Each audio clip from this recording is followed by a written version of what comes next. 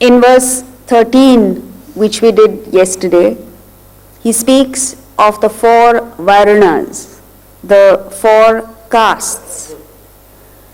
This caste system is a much maligned system and a much misunderstood system. This springs from the basic classification of human thoughts into 3 categories: sattva, rajas and tamas. These are called the 3 gunas. So, as we began on the first day, the Navaratnas of spirituality, we covered yesterday dynamism, happiness and strength. So today we move on to the 3 gunas. As was said in the introduction, this is one of Vedanta's most significant contributions to humanity because it helps us to reach a state of excellence. Every one of us is striving for excellence, for perfection. And the world is also demanding perfection from us. But where does that perfection lie? How do we get to that state of perfection? What does it mean to be in that mindset where everything that comes out of you is par excellence, is the question. The answer is not known to the modern generation.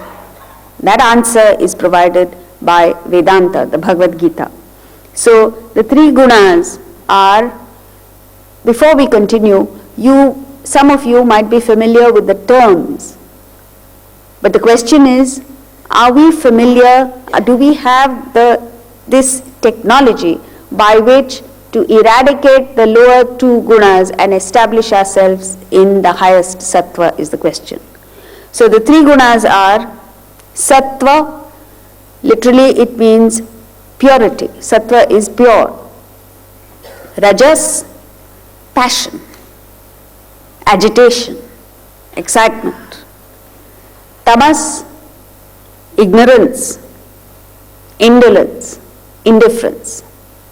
In the extreme, tamas is deep sleep. So, all of us, every human being in the world has all 3 gunas, all 3 qualities. But what makes the difference between an outstandingly refined individual and the most crude person is the combination of the 3 sattva, rajas and tamas that exists in us. In fact, these 3 exist in animals as well, but the difference between animals and us is that no other creature has the ability to lift itself to the realm of sattva, whereas you and I have this ability. Whether we exercise this option or not is a different matter.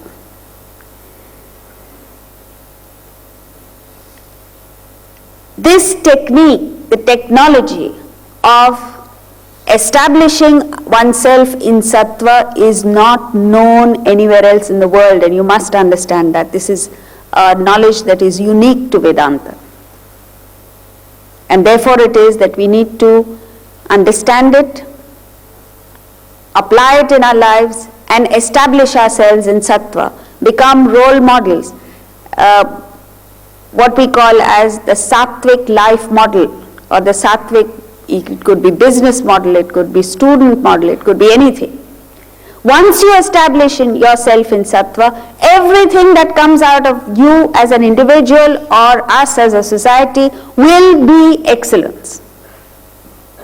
So the question only is, how do we get ourselves to that state? For which we need to understand these 3 qualities in a little more detail.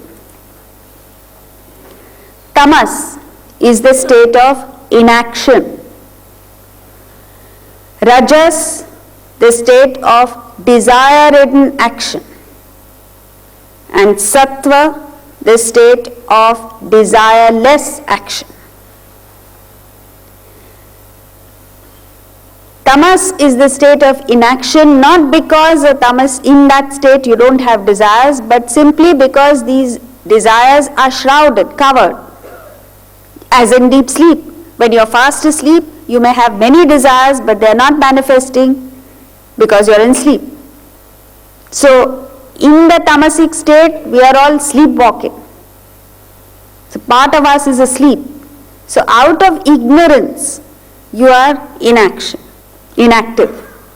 Rajas is the state where you have overcome this indolence, inertia, inactivity, and you've got yourself into activity, but that activity is propelled only by a desire to acquire and possess various things of the world. And therefore, it is mediocre action that comes out of you because the mind is in a state of agitation, disturbance. Sattva is a transactive state in the sense that in the sattvic state, a person is coming up with refined activity, subtle activity, like that of a poet, an author, a philosopher, a thinker, a visionary, a leader. Many of these people have thoughts that are so powerful that the average person fails to recognize the importance of these ideas. Future generations come to understand it. And that is why it is, even in the United States now, recently an award was given to an Indian, a young Indian.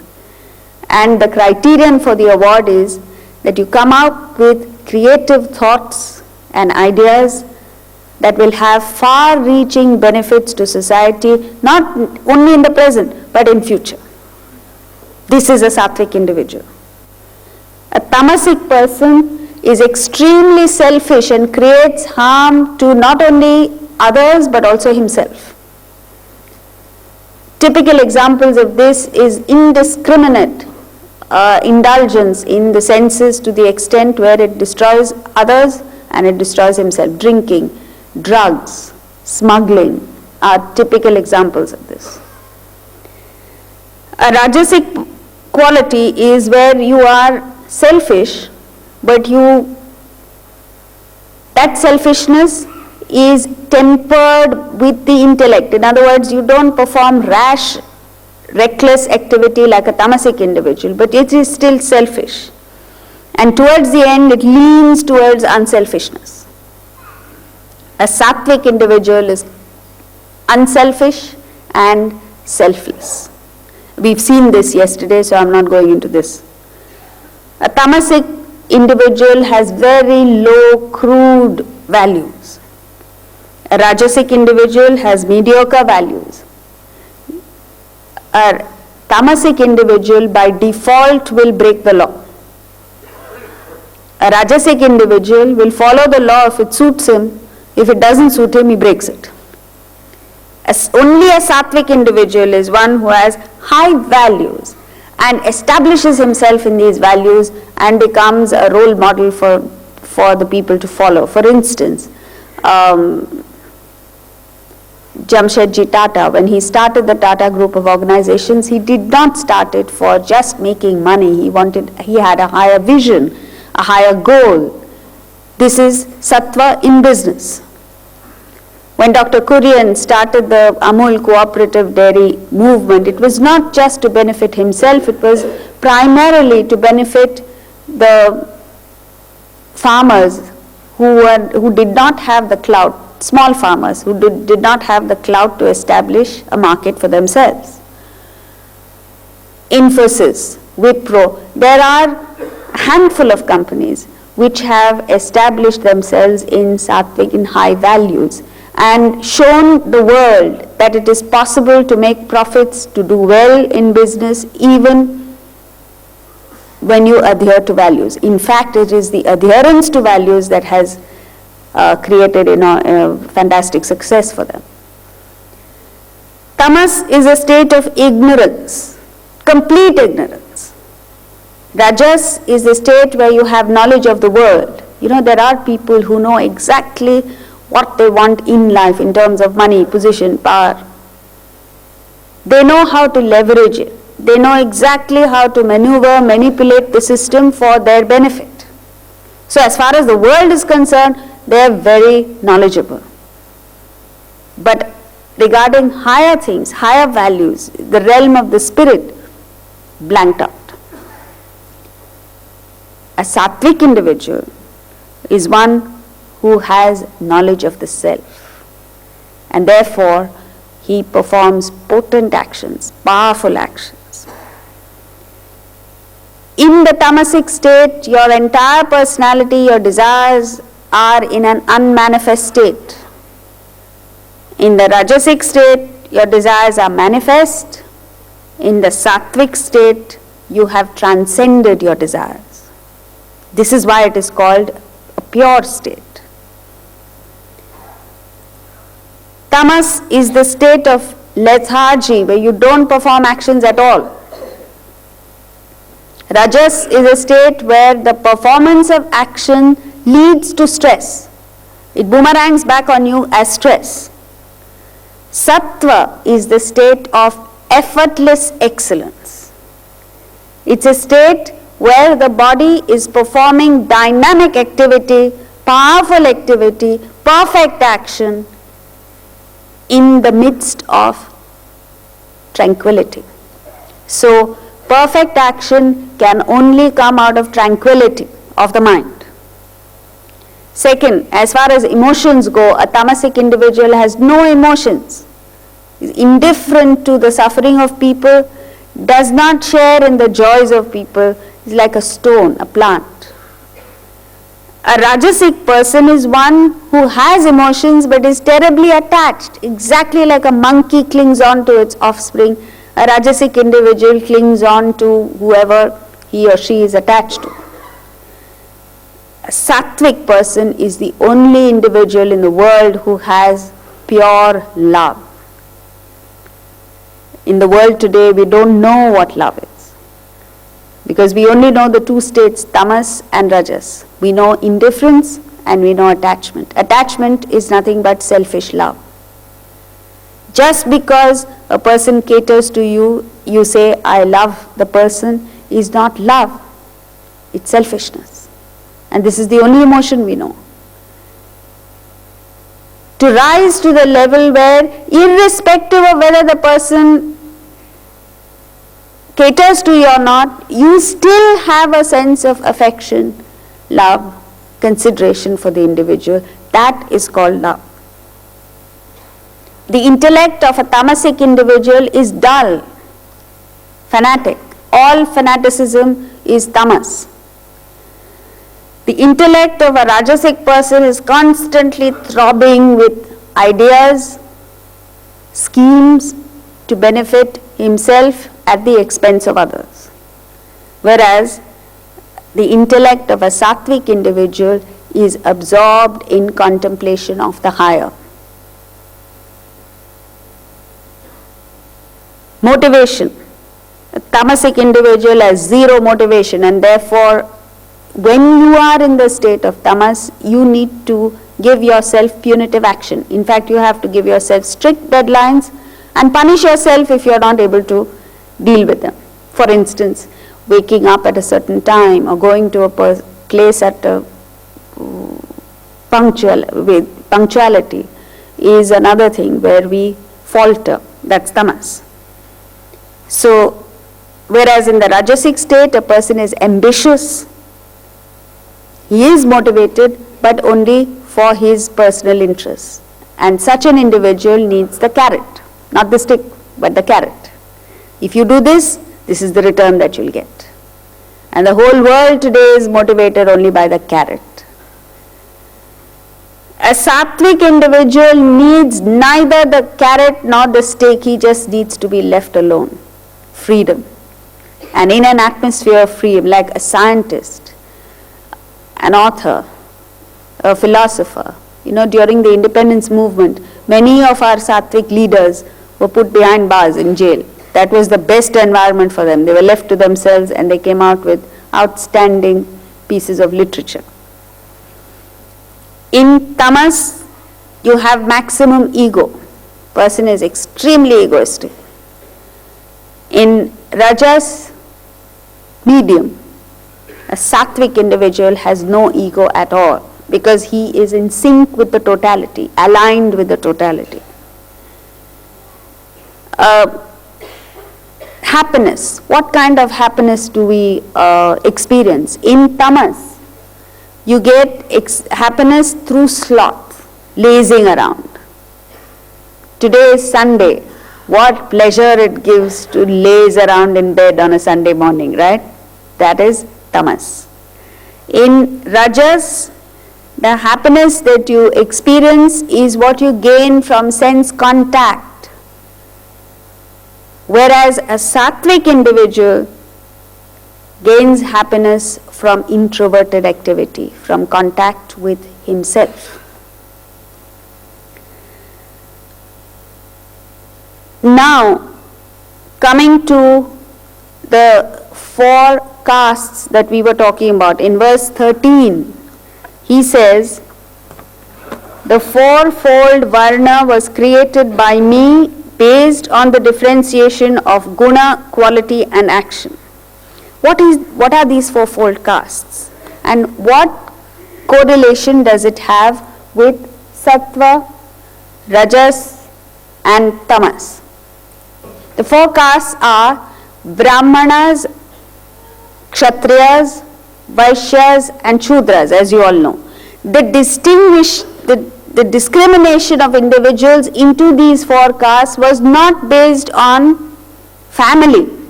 In other words, one is not a Brahmin because he is the son of a Brahmin, or a Shudra because he is the offspring of a Shudra, but it was based on the proportion of these 3 gunas, sattva, rajas, tamas, that exists in us. For instance, a Brahmana was one who, or is one, who is predominantly sattvic in nature, largely sattvic, and he has some rajas and shades of tamas, traces of tamas. A kshatriya, because of this, because he is largely sattvic in nature, contemplative in nature, his strength lies in his far-sightedness, in his thinking. He followed the vocations like teacher, guru, scientist, writer, etc. So such a person automatically gravitated towards such vocations. A kshatriya, on the other hand, was predominantly rajasic. He had a fair amount of sattva and the tamasic content was more than the Brahmins.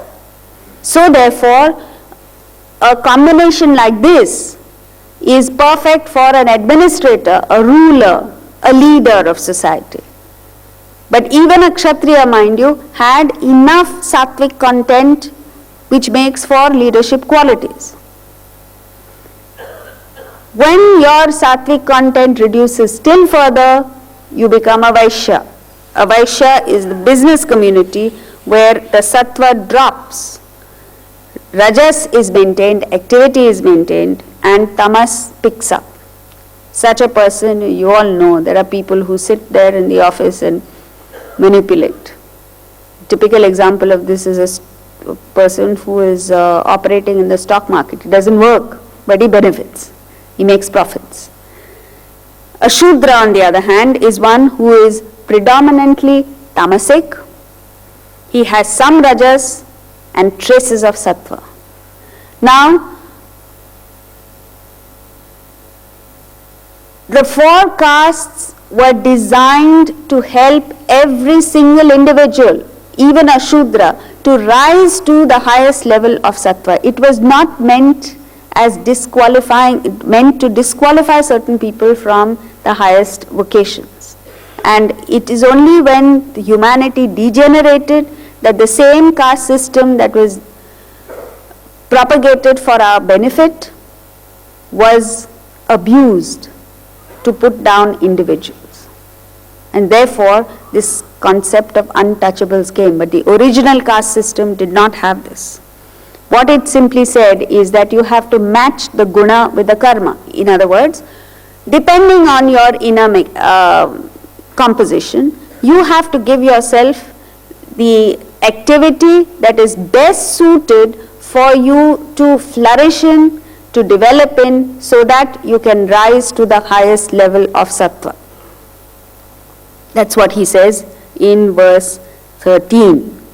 So the caste system as it was originally planned, devised, was a highly beneficial system. It's like vocational guidance, where you analyze the inner personality and then give the person field of activity, a vocation that matched the personality. Today there's no such thing. Everybody does MBA. Everybody wants to do engineering or wants to join IIT. The whole thing is based on perception of where I will make money. That's not the point. The point is you will succeed, you will make money only when you are able to match this guna with the karma. Match your inner composition with an external environment or a field of activity which is suited to your inner composition. You must remember this. So if you haven't done that, please do it even now. It's not too late. Match the guna with the karma. We now move to verse 14. Namam karmani limpanti na me karma phale spruha iti mam yogi janati karma bhirna sabadhyate. Actions do not smear me, nor do I have a thirst for the fruit of action. One who knows me thus is not fettered by action. You know, the problem is that when we act in the world, this piece of this little bit where he explains the subtlety of action, the relationship of action with Atman, and how we can perform actions in such a way that the action purifies our system rather than what is happening now. Now when we perform action, every action that we perform rebounds, boomerangs back on us and adds one more taint, one more coat of paint of desire to our system. And therefore we get caught in this cycle of birth and death because we are constantly recreating desires in our system. We are fulfilling some, we are adding some. So you get caught in a certain band of activity. So what he's saying here is that when there is a method by which when you perform actions, rather than rebounding on your personality with one more desire, it helps you to get rid of a bulk of desires. And thus it is that you purify your system, so you grow spiritually. Not only that, such actions are powerful, are perfect, are operated within the realm of excellence. So you gain success, you become prosperous. And in the performance of that action, you gain happiness. So what he's saying here is, first of all, he's asking us to understand how it is that action, performance of action does not taint. When he says smear me means what? Atman, not Krishna. You go one step further when he says actions do not smear me. What is the meaning of it? Each one should understand actions do not smear me, my original nature, because Atman is our original nature. So therefore he's asking us to understand the difference, the distinction between you and activity, Atman and activity. Nor do I have a thirst for the fruit of action. To understand, it's very difficult to understand this unless you take an example. The example that you can take is that of an actor on stage or in a movie. Find who's the most popular actor nowadays? Shah Rukh Khan. In Veer Zara, Shah Rukh Khan acts as a certain individual, and that individual has certain surroundings. That individual in the movie, what is his name in the movie? Veer, okay. he performs certain actions, he has certain relationships, and there is a certain fruit of the action, the result of the action that accrues to Veer. Right? But none of this has any impact on Shah Rukh Khan himself as the individual, the actor. The actions that he performs while acting as Veer do not smear Shah Rukh Khan